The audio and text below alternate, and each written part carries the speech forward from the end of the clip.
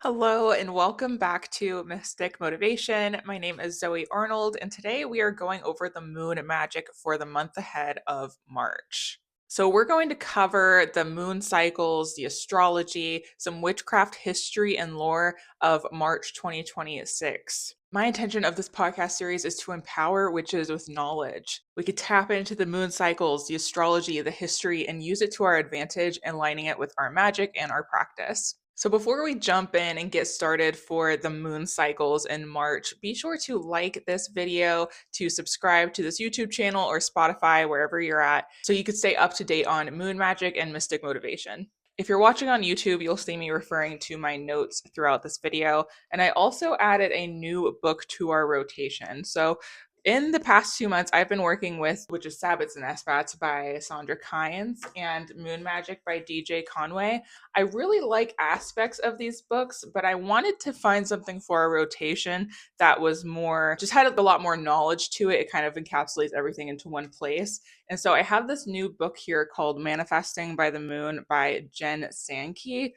I definitely recommend this book if you're wanting to deepen your lunar magic, your moon magic journey. If not, don't worry, of course, because I'll be here to highlight the important parts throughout these videos. So that's just what I'll be referring to throughout this video. You'll see me referencing these books and pulling some facts and knowledge from these books as well.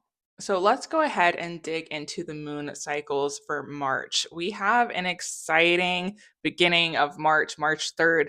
We're starting off strong with a full moon, but not only that, it's a lunar eclipse, a total lunar eclipse. It's peaking at 6:38 a.m. Eastern Time. Traditionally, March's moon is known as the worm moon or the moon of the wind. But with this lunar eclipse happening, it's often referred to as the blood moon. So lunar eclipses happen when the Earth is between the sun and the moon, and the Earth's shadow is casting upon the moon, creating this red hue, hence the blood moon name. This temporary block in light is considered a great cosmic reset. Lunar eclipses align with the nodes of fate. So if you want to see how this lunar eclipse will more directly affect you, you can look at your astrological chart, see what houses your north node, your south node fall into, and that can give you a clue of what themes to focus on. So in general, lunar eclipses crank up the energy cosmically. It could be a good time to reassess intentions and maybe revamp them a little bit, see what aligns and let go what doesn't. But of course, the moon works with emotions, so we'll mostly notice things coming up emotionally to work through. And indications of your north and south node in your chart can help you identify exactly what emotions, what things may need to be purged. After all, this lunar eclipse is a south node eclipse in Virgo, so themes of letting go around habits, routines, perfectionism that no longer serves you is going to be amplified.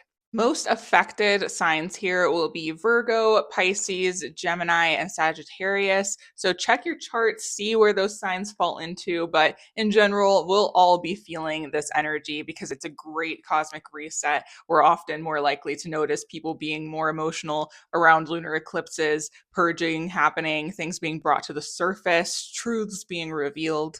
And a good practice that can aid us in this lunar eclipse, super easy, super simple. If you have a tarot card deck, you can shuffle your deck with the intention of revealing what needs to be released in order for you to move forward and what lesson to focus on during this lunar eclipse. So you'll shuffle your deck, you'll flip it over to the picture side, find the moon card. The card behind it reveals what needs to be released. The card in front reveals what lesson to focus on. Moving forward into the month of March, on March 11th, we have our last quarter moon.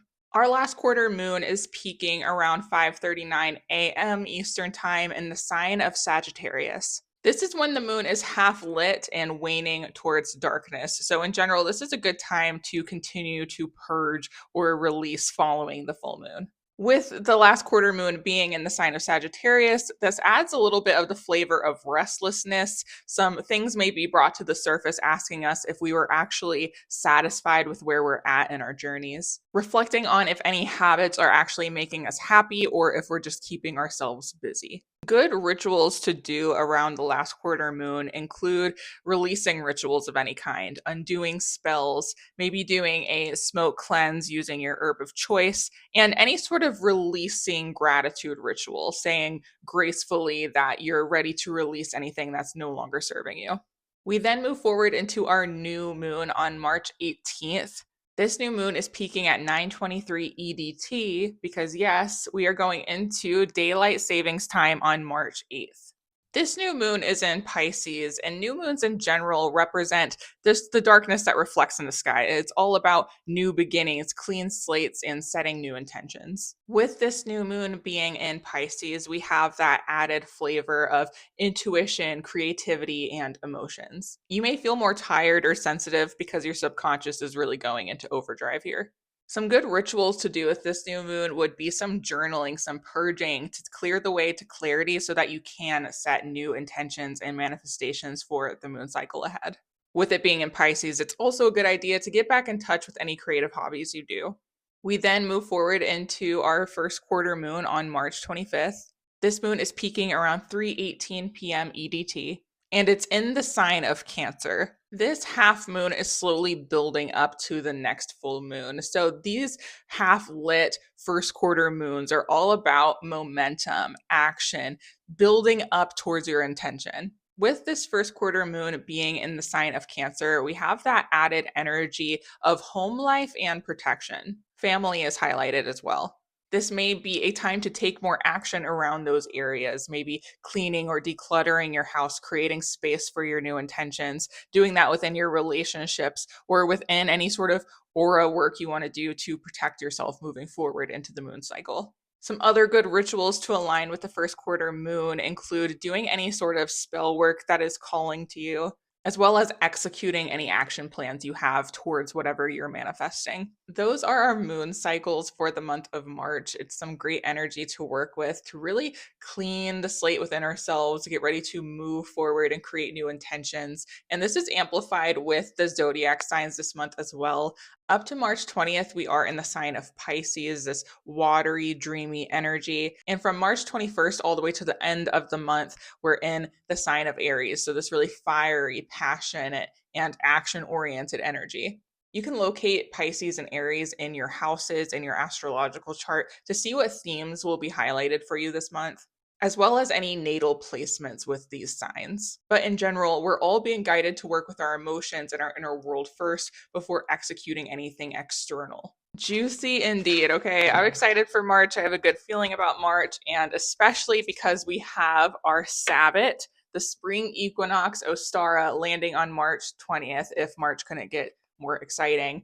I am ready to get out of winter. I have a countdown on my phone for the spring equinox, so I'm really excited for this Sabbat. So let's talk about it. So, referring to the witches' Sabbats and Esbats book, let's talk about where the name Ostara comes from. So, it comes from the Norse and Teutonic goddess of spring known as Ostra or Estre. Might be butchering those.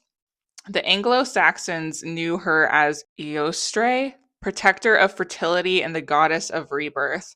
The vernal equinox is a time of balance when day and night are equal. It is a time to celebrate both the earth and the sun and honor the balance of all things, spiritual and physical. So this season represents new life. The egg has been an important symbol of spring since very ancient times. In countless mythologies, a cosmic egg was the womb of the world and the source of all that existed. The cosmic egg gave birth to the sun as symbolized by its yellow yolk. It also brought about balance, dividing the sky and the land as symbolized by the shell broken in half. Moving over to the Moon Magic book by DJ Conway, let's talk a bit more about Ostara before we move into some history for the month of March. For the Romans, it was the beginning of their year. The spring equinox, which falls around March 20th through the 22nd, was a sacred and celebrated time in many great world cultures. Ostara is the Sabbat where we finally begin to take action on our intentions. The seeds are planted from Imbolc. We burned away what no longer served us in Imbolc during midwinter, and we're now moving into the season that is allowing us to come out from our inner worlds into the outer world, which is perfectly typically reflective from Pisces into Aries, and by many is considered the true new year. My online coven will be diving more into Ostara, learning the witchcraft history on March 15th. We're gathering together virtually that Sunday to go in depth to align spell work, sacred practices with this Sabbat. So if you'd like to learn more about that, I'll include details in the caption below. But let's talk more about the witchcraft history and lore of the month of March. So this month was sacred to the Roman god Mars, hence the name March. March is generally a blustery month weather-wise. The old weather saying, in like a lion, out like a lamb, is an apt description of the March weather. Traditionally, on March 31st, the Romans celebrated a festival of Luna, the moon goddess. The Roman Luna, goddess of the moon, was honored by baking, exchanging, and eating moon cakes.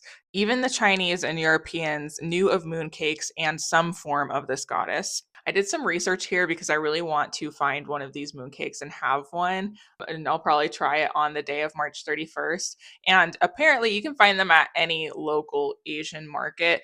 For me, locally, there's also this little shop that I've heard sells them. But if you look it up, if you want to try this, you can find mooncakes at most Asian markets. So let's talk a little bit about Artemis, the protectress of women, who is representative of the crescent moon, who was often honored during March.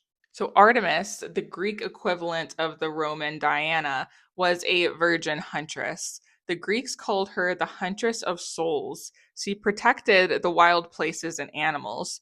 To her was known the deep places in nature where one could rest and regain strength. Violence for itself was abhorrent to her, yet she was swift to deal with punishment to offenders, especially those who threatened or harassed women. Period.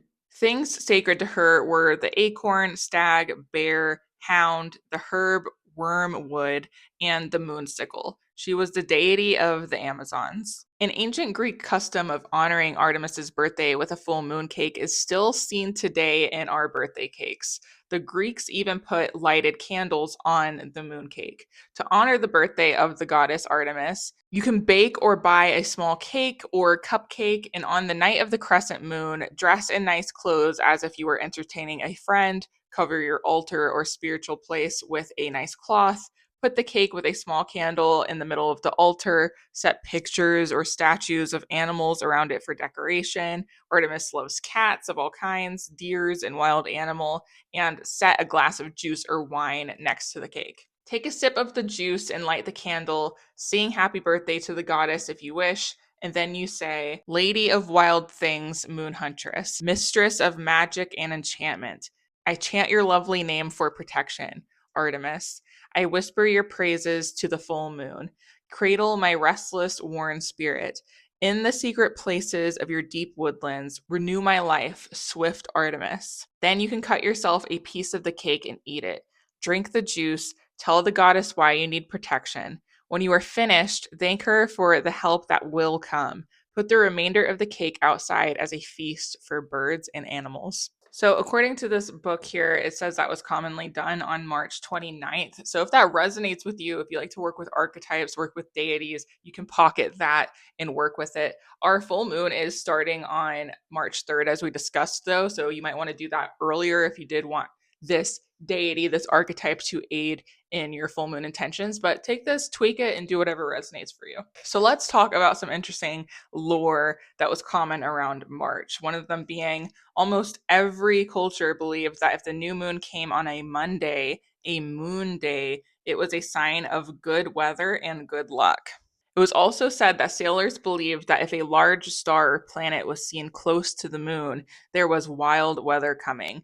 They called the star a dog moon. It's always been fascinating to me with how people worked with symbols before this time. Obviously, we're born into a very technological society, but people worked with symbols in such divine, sacred ways. And it's cool to read back about those old lores that were followed closely and whispered about, because they followed it closely. It was like a part of a practice, like a witchcraft practice, where you have certain symbols or signs that you hold to and you believe. And I think it's cool to see how that grows and changes over time. So if you are a witch looking for some correspondences to reflect the month of March, to reflect the spring equinox, let's talk about what we can use here. So we're going to talk about the herbs, the nature spirits, colors, flowers, scents, stones, trees, animals, birds, deities, and this book even includes some power flow that you can work with this month. So nature spirits are including the mer people, air and water beings who are connected with spring rains and storms. So very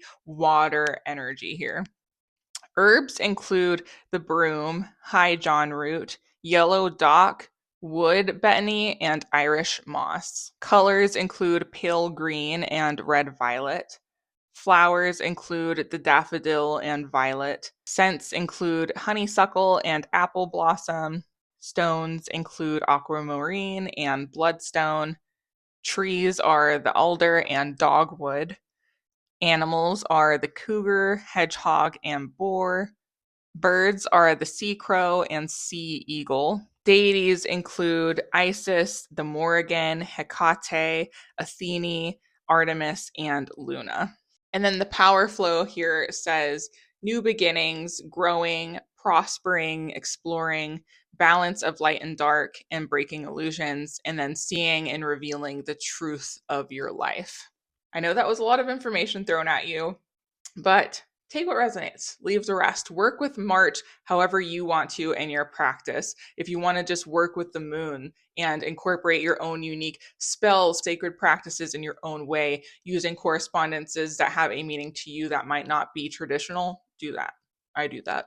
I would say that my practice is very eclectic. I don't tend to go with any sort of traditional roots in anything. I just like to work with the lunar cycles, the moon cycles, because it makes it easy for me to have a foundation and repetition to my practice. I just happen to like a more cyclical practice. So take what resonates with these things, just pocket them as facts, or you can apply anything that resonates as well.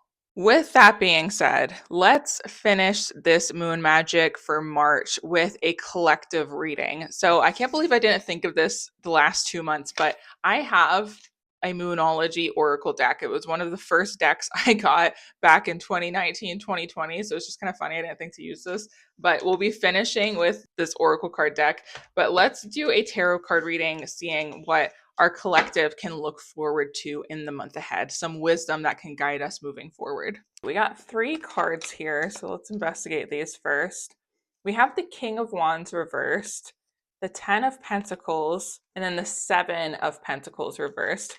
So it's this really interesting story coming out. The first thing that came to mind with the King of Wands reversed, in the upright position, this card is really about somebody in the mastery of the fire element, this more authoritarian position within fire signs, right? So being very clear about your passions, your creativity, your projects, knowing where you're standing at and feeling like things have built up for you creatively to where you stand in a powerful position. In the reverse, this may feel like an intimidation to those things, feeling like a lack of stability to those things, or maybe you're not exactly where you want to be yet within a creative pursuit, within your inner world's passion. There's almost this need to remember that nothing can be perfect in your pursuit of everything you want, because the 10 of Pentacles it's this generational wealth. It's this completion of cycles within stability and just feeling like you have everything in your corner that you could possibly want. With the 7 of Pentacles in reverse, it's a reminder of approaching the ongoing work that needs to be done without a resistance to it, without a dread to it. This could be a message for this collective to change your perspective and how you see your pursuits of creativity, passion, projects, works, career, whatever it is, to find a way to make it more enjoyable to play the long game. Because that is what it is, after all, to get to that 10 of Pentacles, to get to where you feel like everything is built up and you have the stability that you're desiring. A lot of us may be challenged this month to see our lives in a new way, to really show up differently than we ever have before. And that could be something just as simple, for example, as allowing yourself to have more whimsy and magic in your life than you have before. Maybe you've always been really structured and by the book, and now you're being asked to still chase the same goals, go after the same things, still get done what needs to be done, but in a more sacred way. How when you're doing a ritual, you might light some incense, some candles, you might put on a magical playlist. Doing that when it comes to things that need to be done. Doing that while you're working through paperwork. Doing that while you have to, if you have a full family, you're cooking for the family and you have stuff to do. You got chores to do around the house. You have a big meeting coming up that has to be done. How can you apply more ritualistic pleasure to those things to actually feel satisfied in your life to the progression of what you want? So that's kind of coming through here. I feel called to pull 3 more cards, almost like another area of what might be highlighted for a collective here. Let's see. We have the 5 of Cups. Ooh, the 4 of Wands and the Empress. So this actually blends beautifully into what I was just saying. So it's the 5 of Cups. It shows this figure looking at the cups spilt over, yet there's 2 full cups behind them. Focusing on your gains rather than losses. This is literally asking for a complete change in perspective. I think many of us are going to find that as we're in Pisces season, these emotions are bubbling up to the surface, especially with that lunar eclipse happening on March 3rd, right? These things that can't serve us in order to actually live a fully satisfied life, right? Take what resonates there. But what is blocking us from having full pleasure in the day-to-day? We're going to have bad days, right? We're going to have moody days, right? But what's blocking us from having more pleasurable experiences in the mundane that can be removed so that we can have a more magical life? The 4 of Wands, again, we have that fire sign energy. So I feel like for a lot of us, as we move into the back half of Aries season, in the final weeks of March, we'll feel more stable within what we have, our progression, where we're headed towards not only our external home and foundation, but our internal foundation and home, feeling like we truly have everything in balance. And I love that we started this reading with the King of Wands reversed, but we're ending it with the Empress upright. It's this, again, position of authority and power, right? This position of emotional stability and feeling fruitful, feeling abundant, feeling like you trust yourself, feeling like you know your vision, you can handle what comes. It's this much different energy of pleasure rather than rigid structure. So I feel like this collective, take what resonates here, may just be asked in general, starting off the month strong with a change in perspective. Ask yourself what could be more magical and apply that to it. And when we're trying to change our perspective, we don't really want to overload ourselves, right? I want to change the way I do this. Now my workouts need to be more whimsical. When I'm cooking, it needs to be more whimsical and magical. My business meeting needs to be more magical. Just pick one thing at a time. Just find little ways to romanticize your life. And I think that's going to make a huge difference for this collective this month. So to end our moon magic, let's tap into some moonology here. I'm feeling just one card. Just one card to tell us what we need to hear. Little side note, by the way, this is the Moonology Oracle card deck by Yasmin Boland. She also has a book called Moonology, and I've thumbed through it before, and it's also a very good book. So if you're wanting to deepen your lunar magic practice, I would recommend Moonology and Manifesting by the Moon. But let's get our card here and see what wants to come through. One card for this collective. 2 cards came through. I don't make the choices. So, ooh, this is weird. Conclusions are within reach. Full moon eclipse.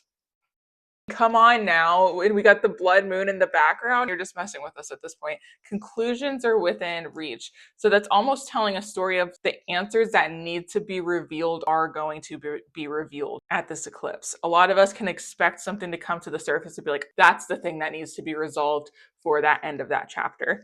And then this is also interesting. You are good enough. Full moon in Virgo. Now, like we said at the beginning, it's obviously Pisces season at the beginning of March, but it is a South Node eclipse in Virgo for our lunar eclipse. So it's interesting that this would just come through. Again, that energy of that theme for Virgo, which we said was all about letting go any things of habits, perfectionism that really isn't serving us anymore. So it's like applying this mindset, this change in perspective instead. I am good enough. I will have it figured out. I will get done what needs to get done. and trusting how your journey will unfold from that more graceful, accepting place after you've released what needs to be released, what needs to be concluded, and moving forward feeling more magical and ready to romanticize your life as this season progresses forward. So with that being said, I hope you guys enjoyed this month's moon magic. I think March has a lot of exciting energy in store.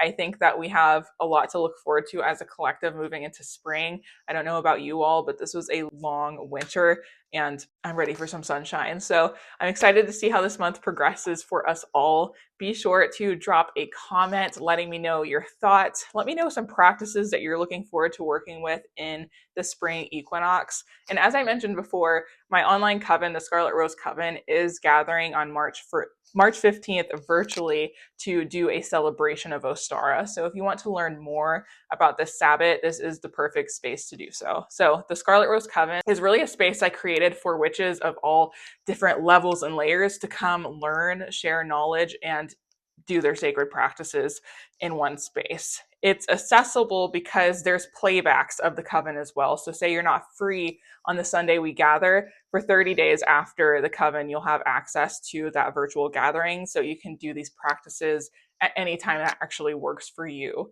Scarlet Rose members also gain access to a library of online workbooks and meditations. So each month I upload a new one to keep your practice growing and to keep the knowledge of your practice flourishing. There's also a group chat you get to join as a Scarlet Sister member where we encourage each other, we share information with each other, we just open our hearts to each other. And every Monday I post a oracle card and journal prompt in there, again, to just keep our practice amplified. So there's more to the coven that I'll put in the caption down below. If you're interested, be sure to check that out. Be sure to like this video and subscribe to this channel, and I'll see you next month for the next episode of Moon Magic. Much love, you guys.